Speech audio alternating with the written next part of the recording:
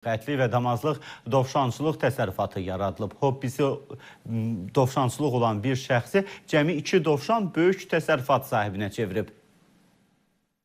Hobbisi onu bax belə böyük bir təsərrüfat sahibi etdi. Söhbət Xaçmaz rayonunun Qaraqurtlu kənd sakini Ehtiram İsrafilovdan gedir. O ilk olaraq 2 ədəd dovşan əldə edir. Daha sonra isə dovşan ətinə olan tələbatını görərək təsərrüfatını genişləndirmək qərarına gəlir. Hazırda təsərrüfatçının fermasında dovşanların sayı yüzlərlədir. Kənd sakini artıq 25 ildir ki, dovşan saxlamaqla məşğuldur. Onun təsərrüfatında qəribə və orijinal görkəmli dovşanlara rast gəlmək olar.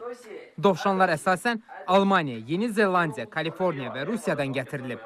Hazırda fermada 14 növdə təxminən 500-ə yaxın dovşan var.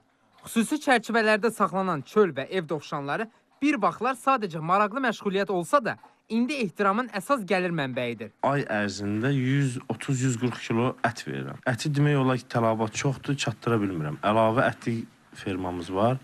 Onunla məşğul olur. Erkək dovşanlar ora gedir, böyüyür və ətliyə satılır. Heyvan doğulan gündən 93 gündən sonra kəsimə gedir. Bu da kilo yarım ət verir.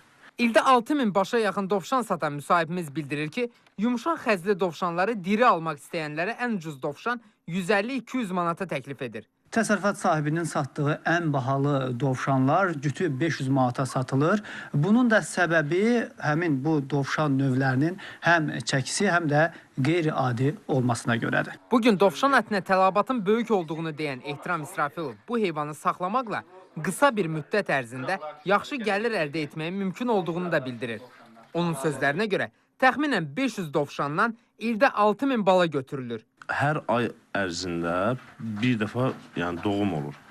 Demək olar ki, 3 ayda 2 dəfə doğum olur. Hər anada 10 dənə, 8 dənə belə bala doğur. Yəni çoxunu biz azaltırıq, çünki başqalarının altına atırıq. Müsahibimiz əsasən buğda, arpa, qarğıdalı yemləri və yonca ilə qidalanan dovşanın ətinin pəhriz və şəkərli diabet xəstələri üçün müalicəvi əhəmiyyətinin olduğunu bildirir. Emin Vaqifoğlu, Ənvər Məmmədli, Xaçmaz Space.